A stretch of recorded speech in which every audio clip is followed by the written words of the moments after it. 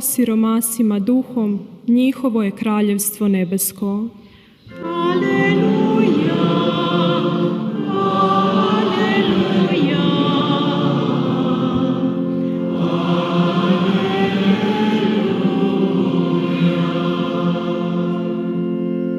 Gospodin s vama.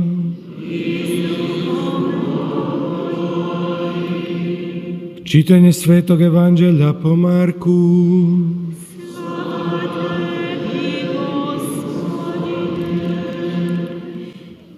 U ono vrijeme, dok je Isus izlazio na put, dotrči netko, klekne predan pa ga upita: Učitelju dobri, što mi je činiti da baštinim život vječni?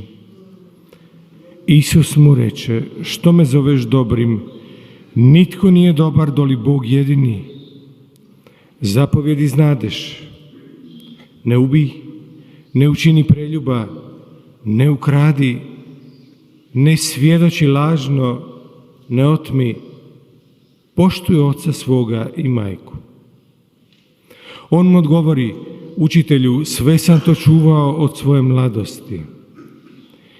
Isus ga na to pogleda, zavoli ga i rekne mu: jedno ti nedostaje. Idi što imaš, prodaj i podaj siromasima, pa ćeš imati blago na nebu. A onda dođi, idi za mnom. On se na tu riječ smrkne i ode žalostan jer imaše veliki imetak. Isus zaokruži pogledom pa će svojim učenicima: kako li će teško imućnici u kraljevstvo Božje? Učenici ostadoše zapanjeni tim njegovim riječima. Zato im Isus ponovi: djeco, kako je teško u kraljevstvo Božje. Lakše je devi kroz ušice iglene nego bogatašu u kraljevstvo Božje. Oni se još većmasne bivahu, teče jedno drugome. Pa tko se onda može spasiti? Isus upravi pogled i reče: ljudima je nemoguće, ali ne Bogu, da Bogu je sve moguće. Petar mu poče govoriti: evo, mi sve ostavismo i pođosmo za tobom. Reče Isus: zaista kažem vam, nema ga tko ostavi kuću ili braću ili sestre ili majku ili oca ili djecu ili polja poradi mene i poradi evanđelja, da ne bi sada u ovom vremenu s progonstvima primio 100 kuća i braće i sestara i majki i djece i polja. I u budućem vijeku život vječni. Riječ Gospodnja.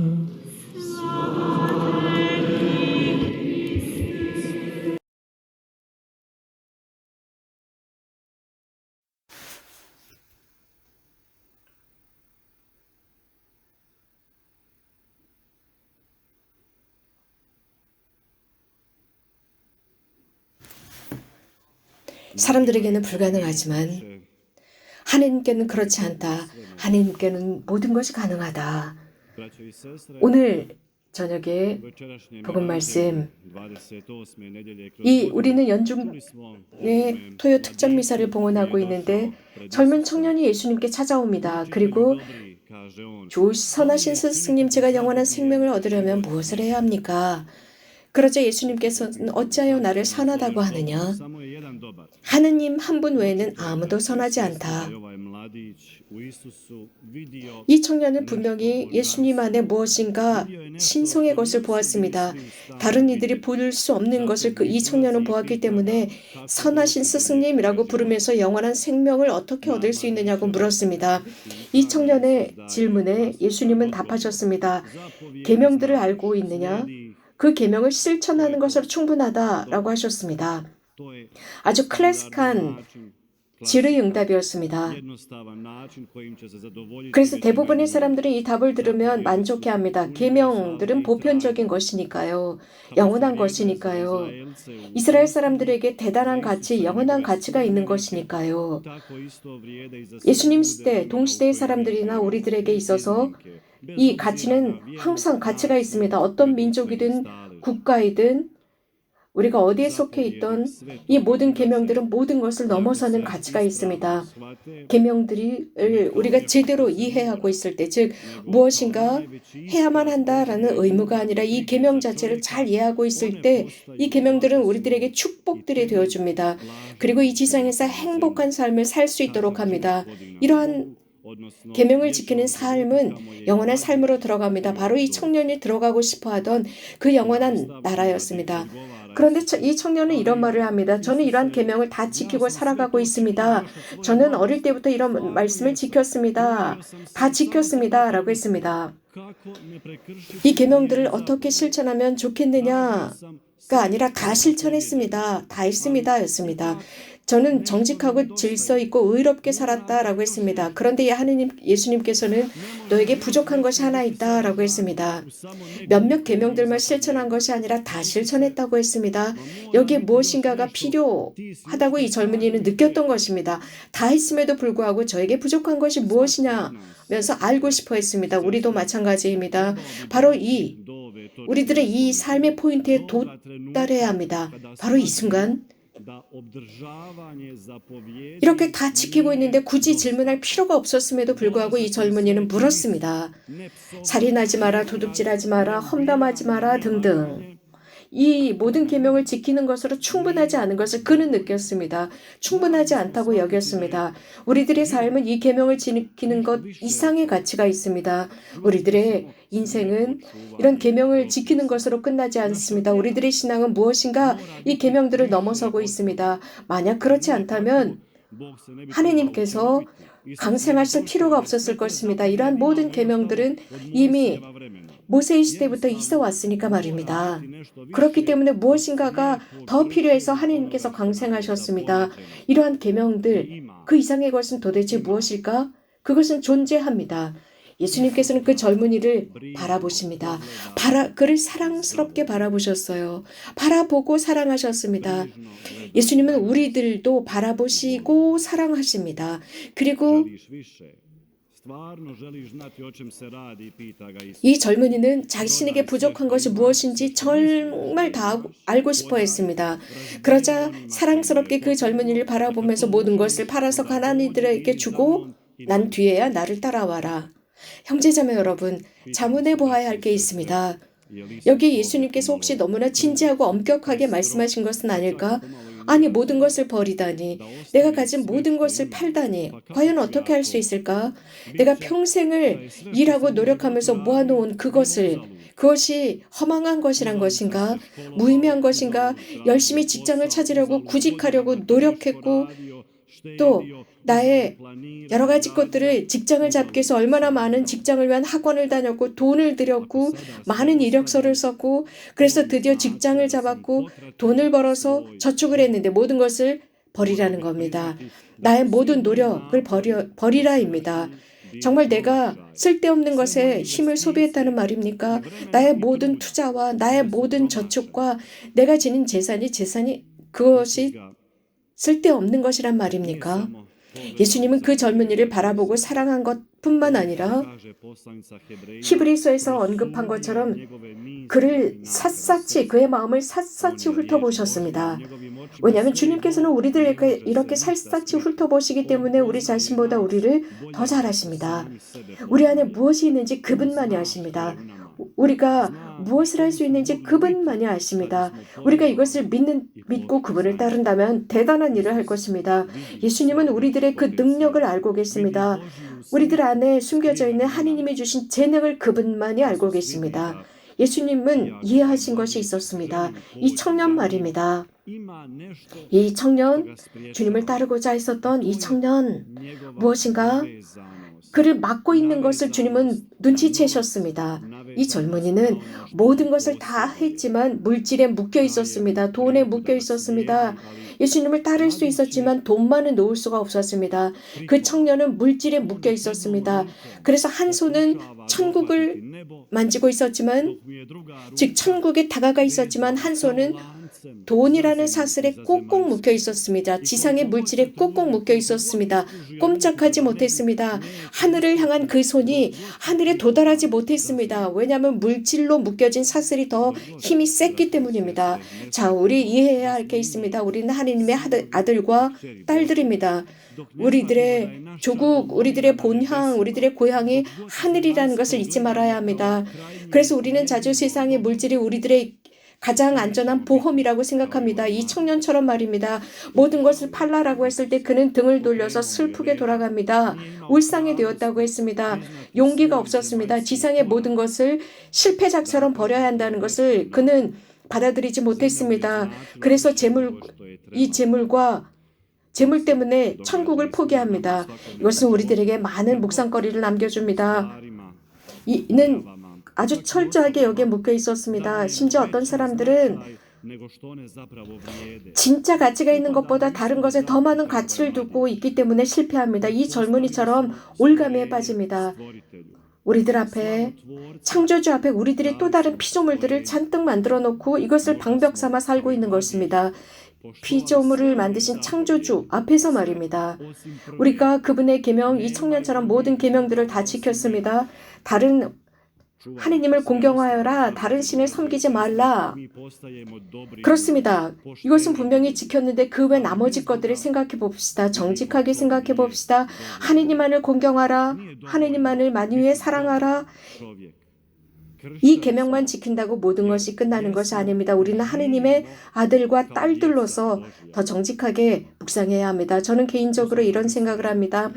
예수님께서는 이 젊은이가 가지고 있는 이런 유익한 물질, 재산, 사람들, 그리고 자신들이 가진 이런 재물을 잘 사용하고 있는 사람들을 반대하시는 분은 아니었던 것으로 생각합니다. 예수님께서는 부잣집에서도 음식을 나누셨습니다. 또 예수님의 친구들이기도 했고 그들이 어떤 일을 하고 있는지 알고 있었지만 반면에 그 돈의 유혹이 얼마나 강한지도 알았습니다. 자칫 잘못하면 이 돈 때문에 장님이 되고 길을 잃는다는 것도 알고 계셨습니다. 그래서 예수님께서는 낙타가 바늘길을 빠져나가는 것이 훨씬 더 쉽다고 했습니다. 그래서 부자가 이 하늘나라로 들어가는 것이 이렇게 어렵다는 것입니다.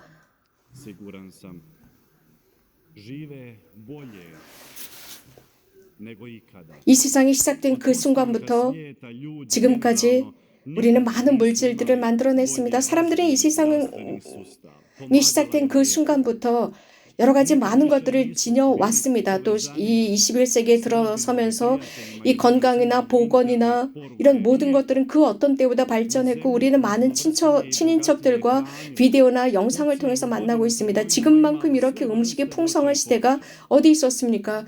우리는 모든 것을 다 할 수 있는 시절에 살고 있습니다. 예술, 문화, 옷, 구두, 신발, 양말, 집, 모든 인포메이션, 모든 집, 자동차, 너무나도 풍성한 시대에 살고 있습니다. 너무나도 우리들 이전에 그 어떤 세대도 누리지 못한 것을 우리는 누리고 있습니다. 그러나 이러한 부와 풍요는 저절로 온 것이 아닙니다. 우리들이 노동했고 노력했습니다. 그럼에도 불구하고 그 어느 시대보다 이 시대는 병든 이들이 많습니다. 불행하다고 느낍니다. 불평불만을 그 어떤 시대보다 많이 하고 있습니다. 그래서 아무것도 없는 가난한 사람들처럼 불평하며 살아가고 있습니다. 돈을 축적하고 물질을 축적했음에도 불구하고 불평을 하면서 살아가고 있고 이렇게 많은 부와 돈과 풍요가 넘쳐나고 있음에도 불구하고 이런 사람들조차도 자신들의 이 삶의 목적은 돈이라고 생각합니다.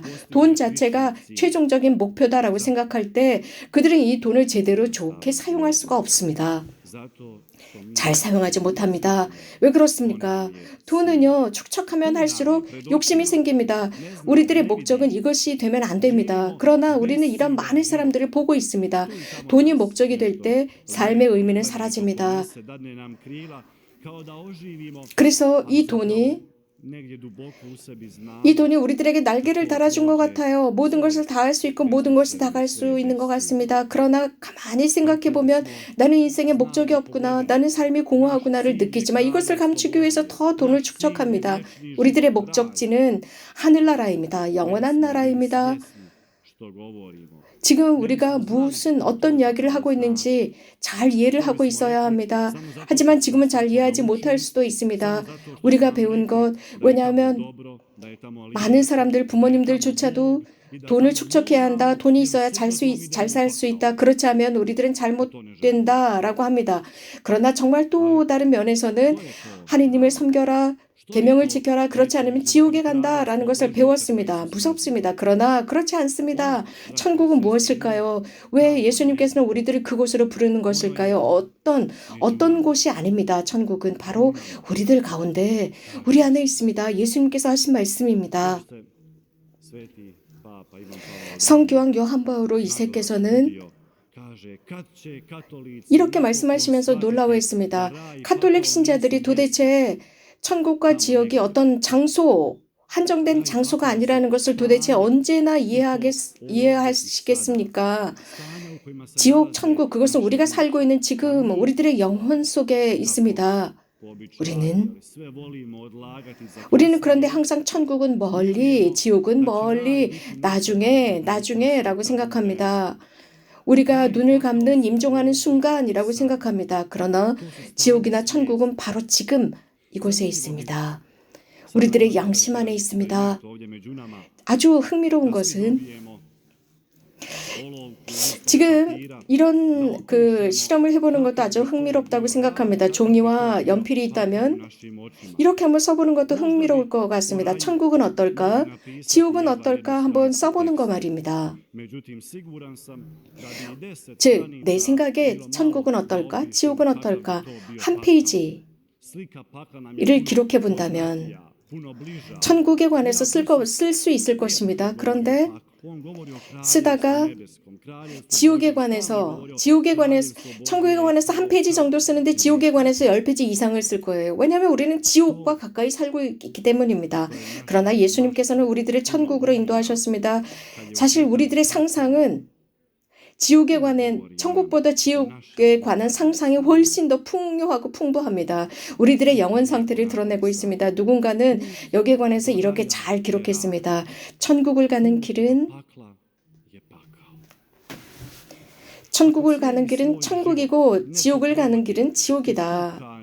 누구든지 평생을 살아가면서 징징거리고 불평불만을 하고 늘 모든 사람들에게 화를 내고 신경질을 내고 내가 최고야 라는 우월감을 가지고 살아갈 때 그의 삶은 이미 지옥입니다. 이런 사람이 어떻게 천국을 경험할 수 있겠습니까?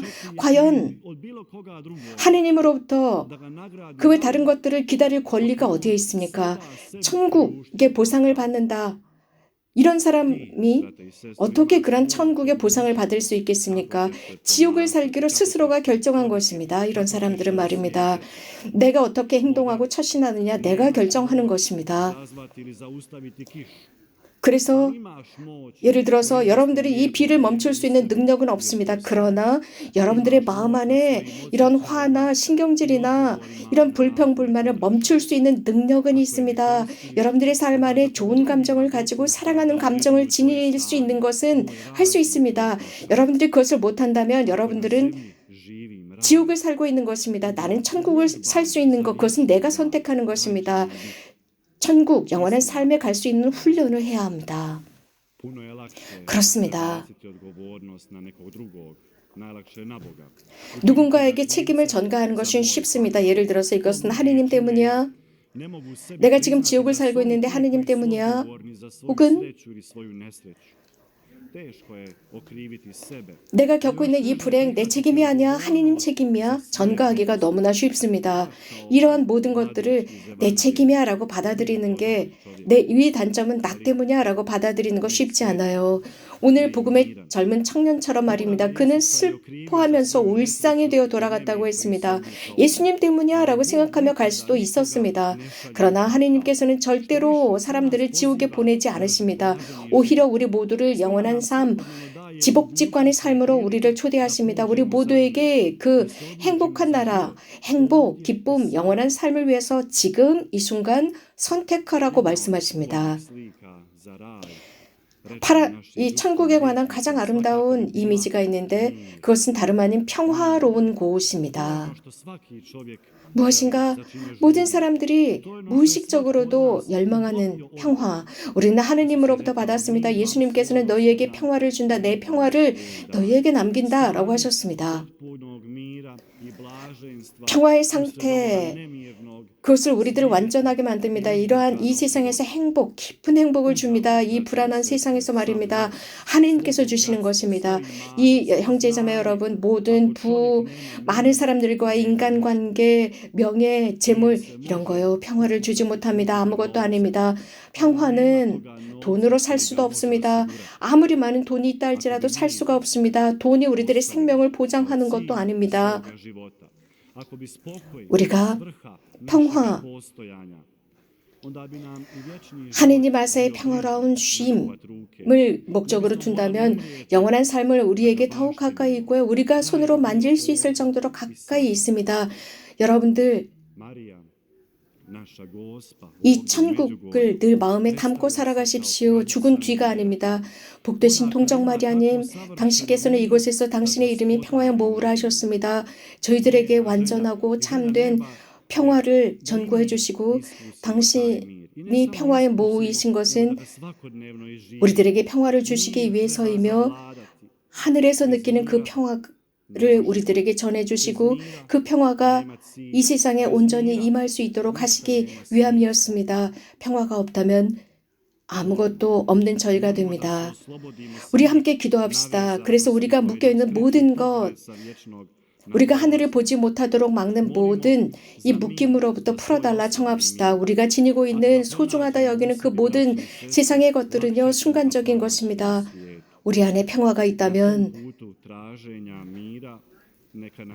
이 여정 속에서 우리 주변에도 평화의 향기가 퍼져나갈 것입니다. 이렇게 될 수 있도록 우리들의 어머니 평화의 모후께서 전구해 주실 수 있도록 청합시다. 아멘. 함께 일어나서 우리들의 신앙을 고백합시다.